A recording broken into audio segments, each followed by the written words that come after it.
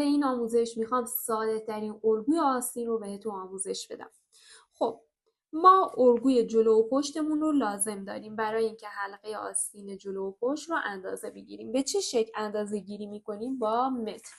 با متر ایستاده به این شکل نگاه کنیم، مترمون رو به این شکل میگیریم، نه به این شکل، به این شکل میگیریم و حلقه آستین جلو و پشت رو اندازه میزنیم، به این شکل اندازش رو میزنیم میگیریم. پس حلقه آستین جلو و پشت رو اندازه میگیریم، این اندازه رو لازم داریم. اینجا یک خط به اندازه قد آستینمون میکشیم، به اندازه قد آستینمون این خط رو میکشیم. حلقه آستین جلو و پشت رو که اندازه گرفتیم روی هم دیگه شد 50. 50 رو من تقسیم بر 3 میکنم، میشه 16.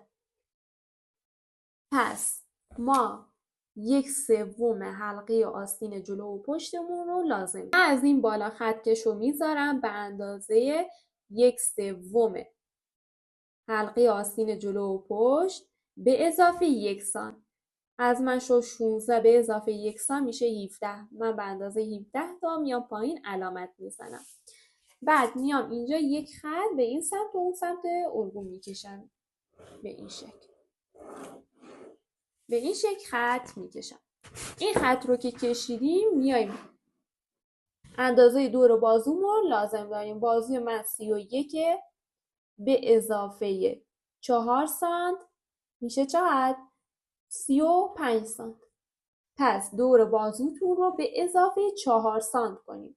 از من شد 35. 35 نصفش میشه 17 و نیم. 17 و نیم من میام به این سمت علامت میزنم،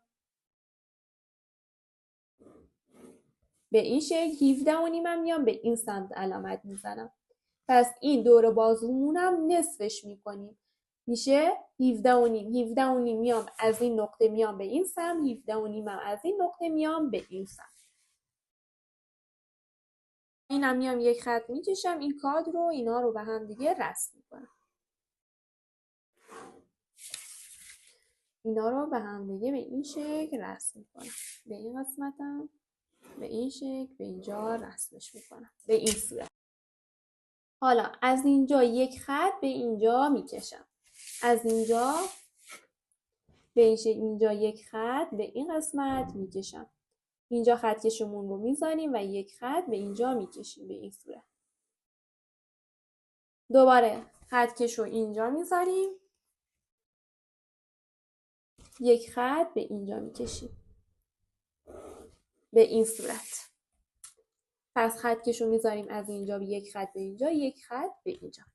حالا نصف این خط رو به دستش میاریم، نصف این خط رو به دست میاریم، علامت میزنیم. باز دوباره اینم نصفش میکنیم، علامت میزنیم. این قسمت هم دوباره نصفش میکنیم، علامت میزنیم.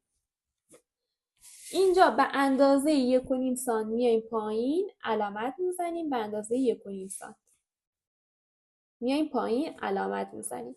اینجا به اندازه 1.5 سانت میریم بالا، علامت میزنیم. 1.5 سانت میریم بالا، علامت میزنیم. خب دوباره اینجا به همین شکل. اینجا رو نصفش میکنیم. این قسمت هم باز دوباره نصفش میکنیم. این قسمت رو دوباره نصف میکنیم. حالا دوباره اینجا به اندازه 1.5 سانت میریم بالا، علامت میزنیم 1.5 سانت. اینجا این رو که نصفش کردیم، این رو به این شکل اینجا نصف کردیم، دوباره این قسمت هم یه نصف دیگه میکنیم، 1/2 این قسمت هم به دست میاریم. دوم این قسمت رو به دست میاریم، علامت میزنیم. دوباره 1/2 این قسمت رو به دست میاریم، علامت میزنیم. به اندازه نیم سانت میایم پایین، به اندازه نیم سانت میایم پایین، علامت میزنیم. نیم سانت به این شکل نیم سانت میایم پایین. حالا اینجا هم به اندازه 1.5 سانت میایم به این ور، 1.5 هم به این ور. پس اینجا به اندازه 1.5 به این سمت، 1.5 به هر دو طرف 1.5. بهتره که با دست یاد بگیرین، خیلی تکرار کنین که با دست بتونین به سادگی خطوط رو بکشین. تازه دارن انجام میدم با پیستول این کار رو انجام بدم. خود رو به هم دیگه رسم میکنیم. نگاه کنیم به این شکل.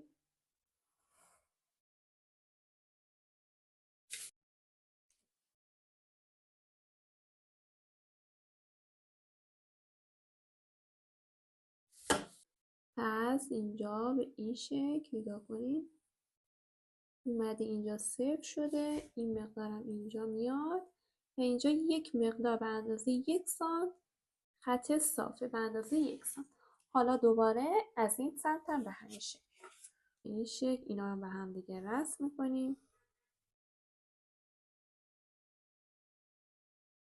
به این شکل. اینجا به این صورت به هم دیگه رسمشون میکنیم.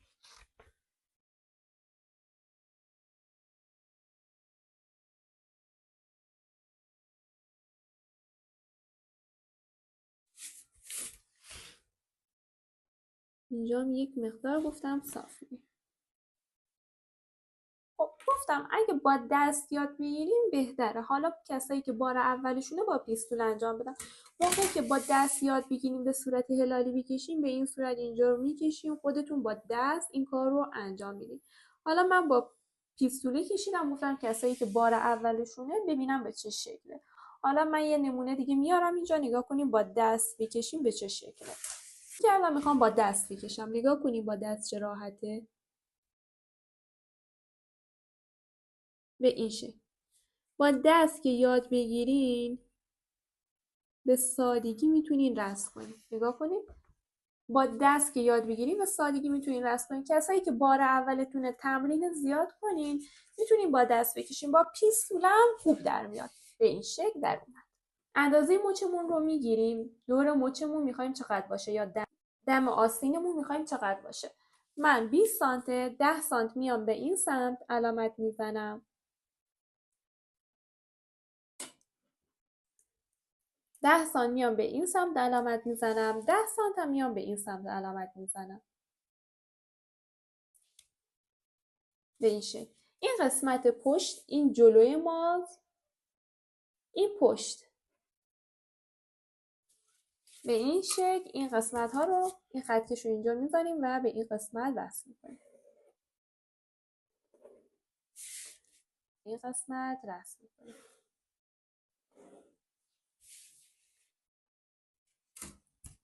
که باید حتما روی الگوی آستین انجام بدین اینه. پس حواستون به اینم باشه که باید حتما روی الگوی آستین کار رو انجام بدین. میایم به اندازه 1 سانت میایم پایین علامت میزنیم. 1 سانت از اینجا که مچمون رو علامت زدیم. 1 سانت میایم این بر علامت میزنیم. از این قسمت هم به اندازه 1 سانت میایم علامت میزنیم و به این شکل اینجا به این صورت اینجا رو به این قسمت رسم میکنیم. این قسمت هم به اینجا رسم میکنیم. حتما این کار رو روی آستینتون انجام بدین. الگوی آستینمون رو کامل که رسم کردیم، میایم اینجا رو با متر ایستاده اندازه میگیریم. دور تا دور حلقه آستین جلو و پشتتون کنترل میکنین که مقداری کم نداشته باشیم. 4 سانت هم اضافه باید داشته باشیم برای اینکه میخوایم قسمت بالا خورد بدیم. پس حتما حلقه آستینتون رو با حلقه آستین جلو و پشت بالاتنتون کنترل کنین که مقداری کم یا زیادتر از 4 سانت نداشته باشین.